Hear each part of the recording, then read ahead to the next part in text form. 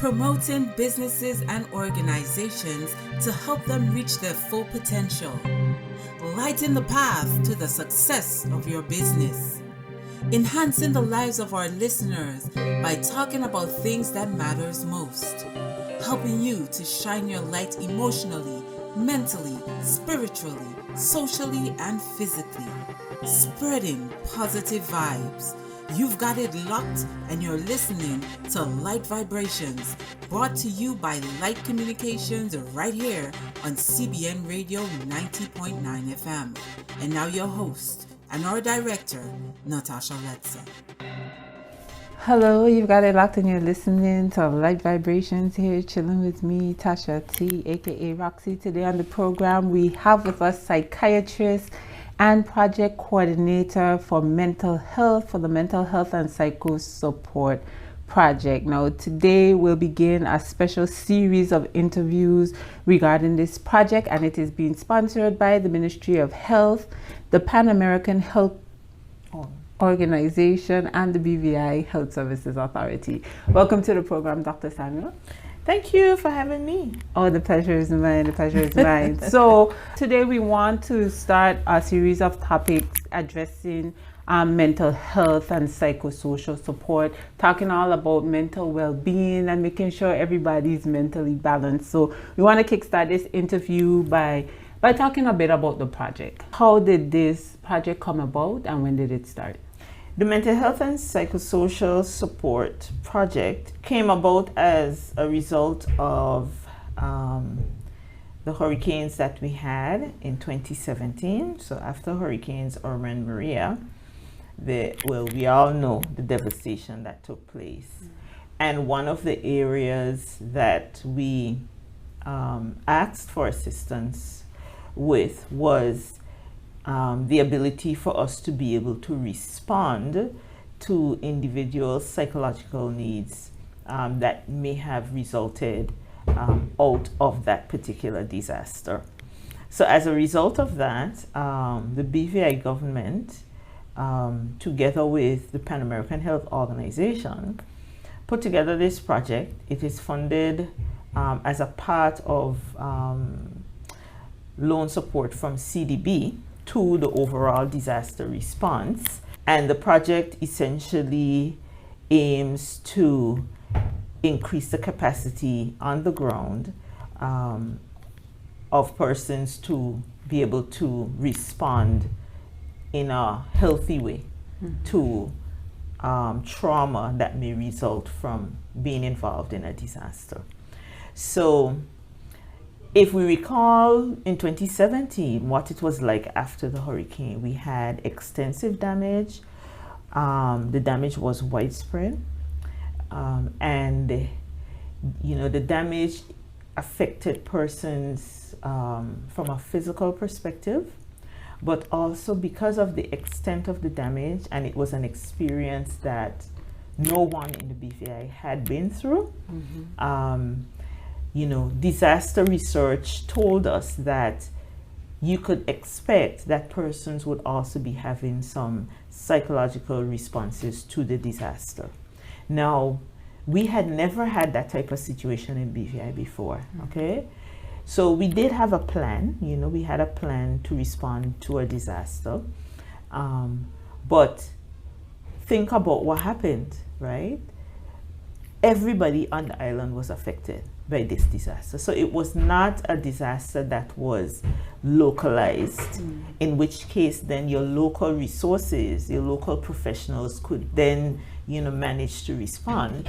The professionals themselves were affected, okay? And then when you talk about mounting a psychological response to a population of 30,000 people, okay?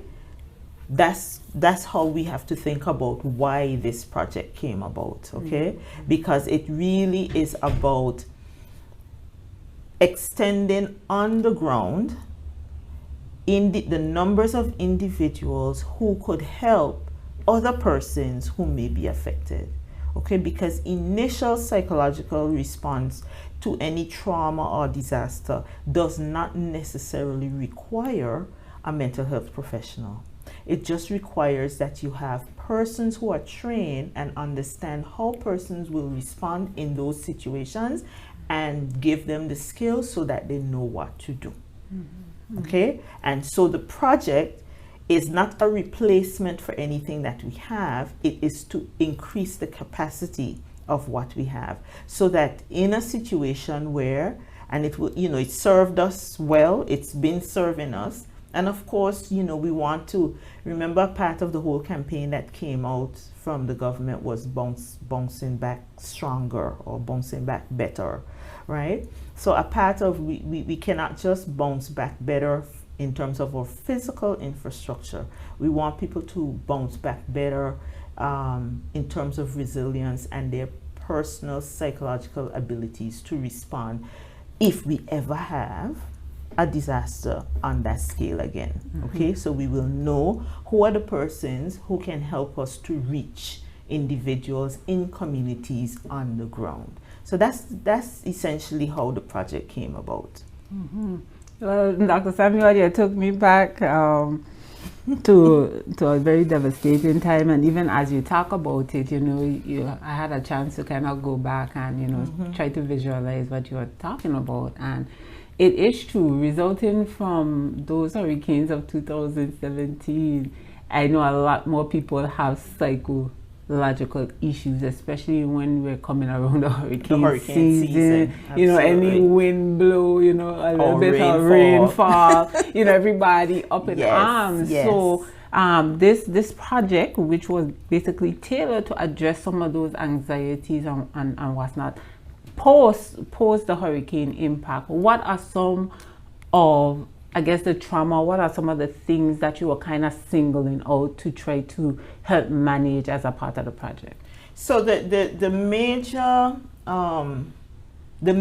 objective of the project was to, or is to, because it's ongoing, is to increase the number of individuals on the ground who have an understanding of the effect of disasters, emergencies, traumas, the effect that can have on, first of all, me, so you as an individual.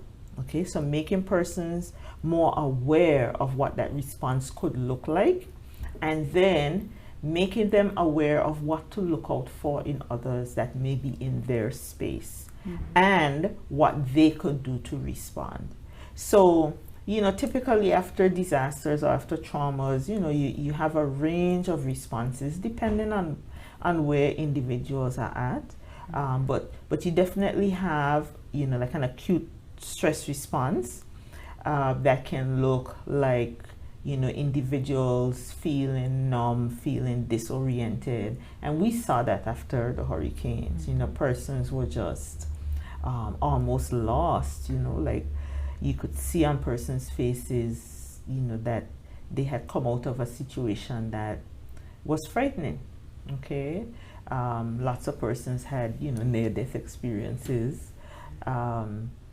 And of course, out of that then comes all the disturbances that we see with an acute stress response. So not sleeping, not eating, some people being fearful, very worried, very anxious. So in addition to, so those are some of the kind of early responses you may have. But in addition to that, when you have disasters and traumas and individuals are involved in those situations, there's a social aspect to it. And that's why it's a psychosocial support project. So individuals need to understand how they can use or access resources in their environment to meet whatever needs they may have. So at the time, post-hurricanes, there were needs for basic things: food, clothing, and shelter. Those were the basic needs that needed to be met.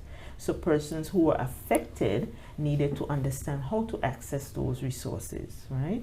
And that's the same that you would see for, disasters in general, emergencies, trauma situations. When you're trying as an individual, if you're affected, your ability to think through and problem solve may be affected. Okay, and so those are the kinds of things that you're helping persons with. And that's why it's possible You don't necessarily need mental health professionals at that point, okay, because persons may be having a normal reaction to an abnormal situation.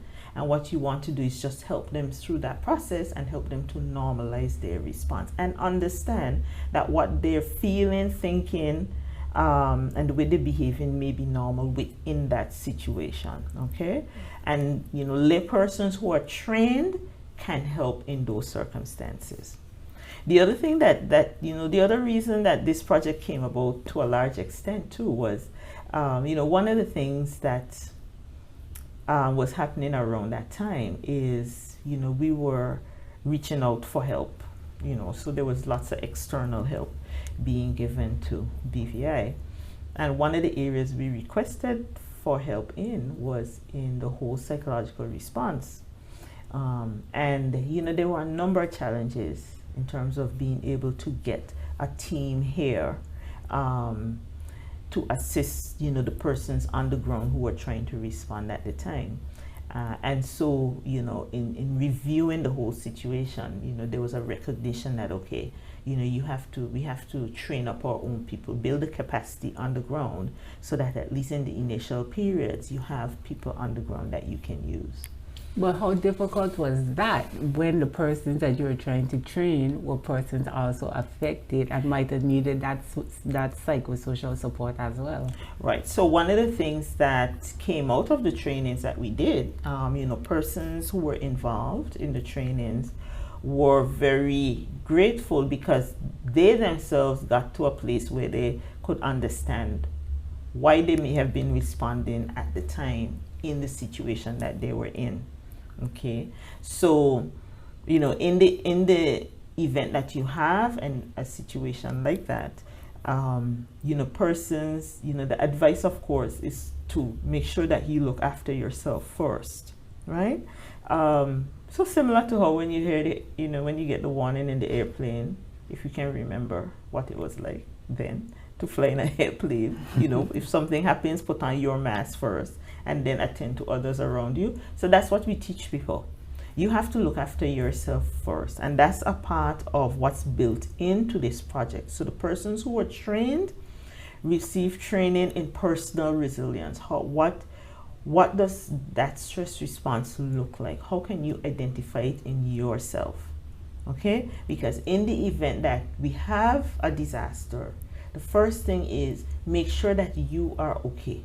Understand where you are at first before you then try to reach out, because immediately you're going to reach out to your family, and then you're going to reach out to your community, right? And then you're going to reach out to the wider community, okay?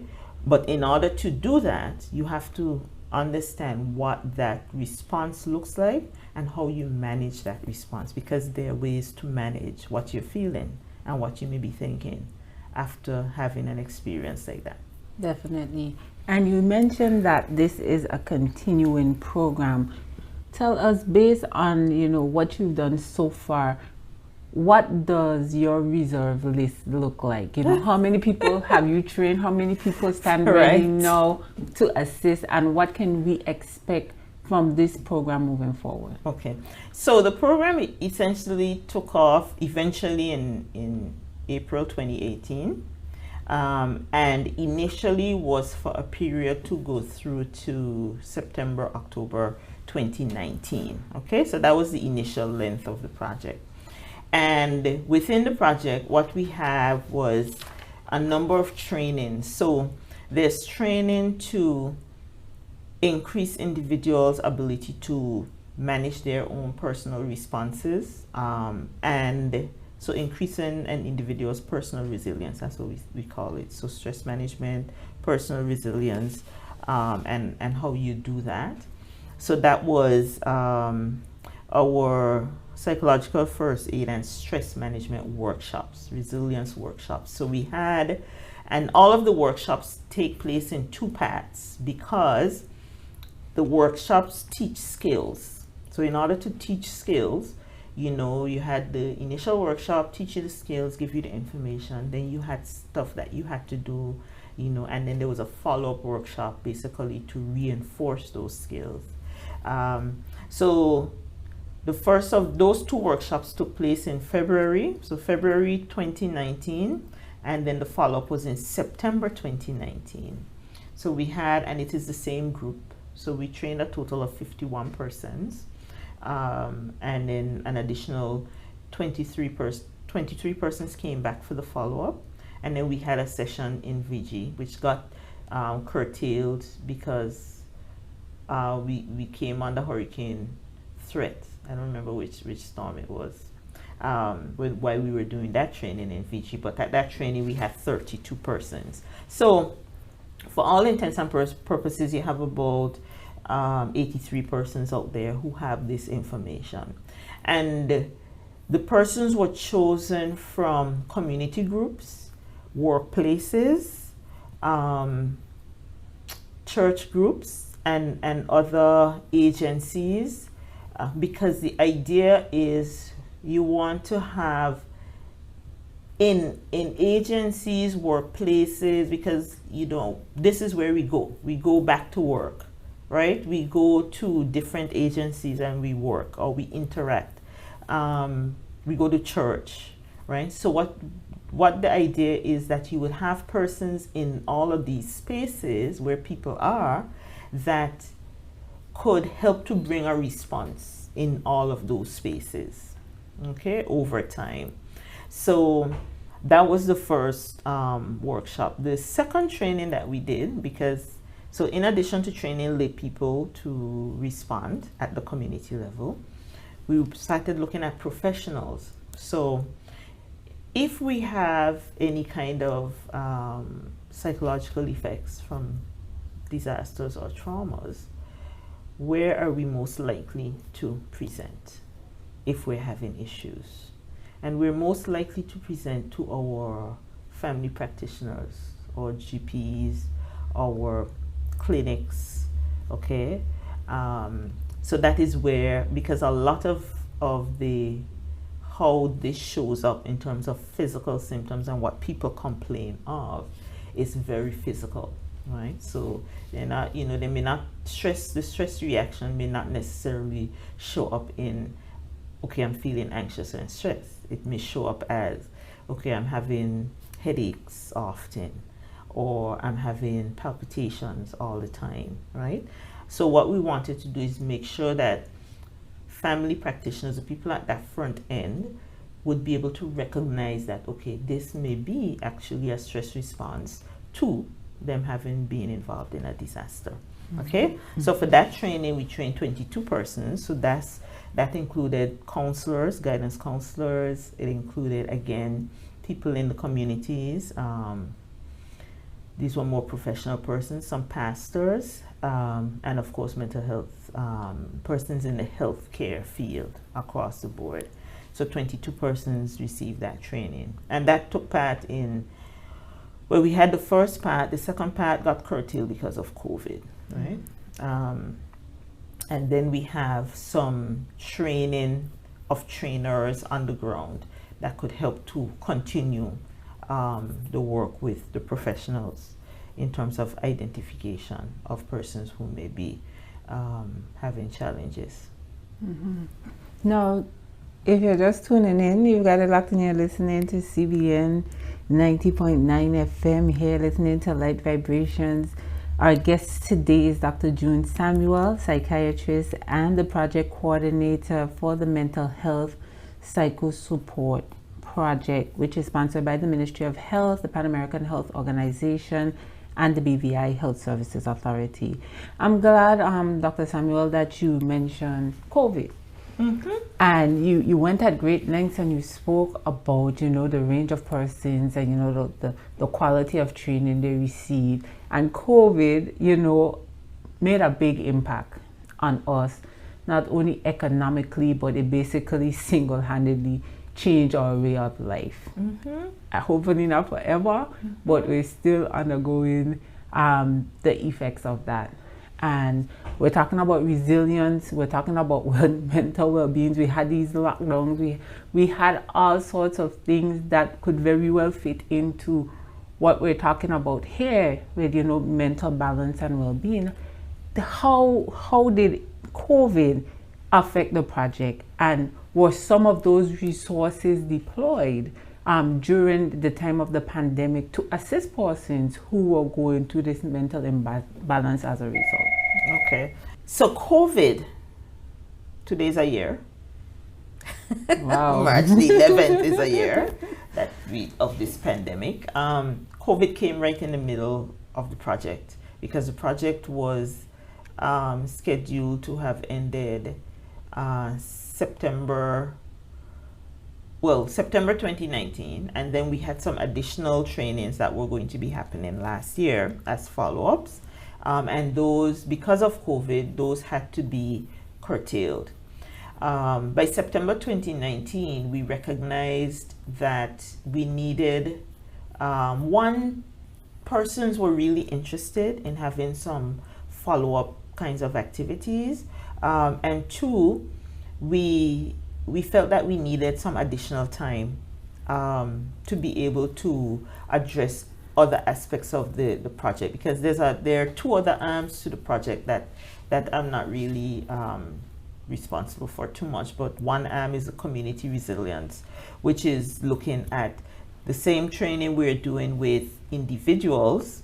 Okay, there's a community resilience arm to the project that looks at developing community resilience groups who can mobilize their communities to respond. Because if you remember, after the hurricanes, one of the things that happened is that communities were cut off from each other, right? And so communities had to try and manage themselves until, help got to them, right? So the community resilience of the project looks at what communities need to do to make sure that they can help themselves, right? So after COVID came about, then we took a second look at the project, because one of the greatest fallouts from COVID, yes, there's the economic fallout, and yes, there's a lot of other issues in terms of health, but one of the greatest fallouts from the COVID pandemic is the effect on mental health. Okay, and in countries that have really had a lot of deaths, a high burden of illness and deaths, they're reporting skyrocketing numbers of individuals who are having mental health issues, new mental health disorders, etc. And in addition to that, the information is now coming out that persons who were affected with COVID, who may have gotten ill, one of the complications coming out of that relates to mental health. So the mental health and neurological long-term complications of COVID, and research is now looking at that. So a second look was taken at the project in terms of the outputs, and recognizing that a lot of what we were doing in terms of responding to disasters, right, you needed that to respond to the pandemic and the effect that it was having on persons. And so the project then got an extension. So there was an extension to the project for 6 months at no additional cost, to really look at how we could take what we were doing and vary it in some ways or adapt it to help to respond to the COVID pandemic. And so out of that came a lot of the communication materials that you saw going around. Things about how to cope with stress during COVID, how to cope with stress during the lockdown, things about children, how to speak to children. So a lot of those communication materials that came out that were circulating, during the lockdown and just after, were a part of what was done with this project. And then in addition to that, we used webinars to get to different groups of persons, so to provide education around the same kind of theme, right? So frontline workers, staff, general public. It's all about stress management during a difficult time. What can you do to cope? And other various types of subjects or topics that were applicable at the time. Did a lot of people utilize these resources? Did it make a difference in the mental wellness of these persons?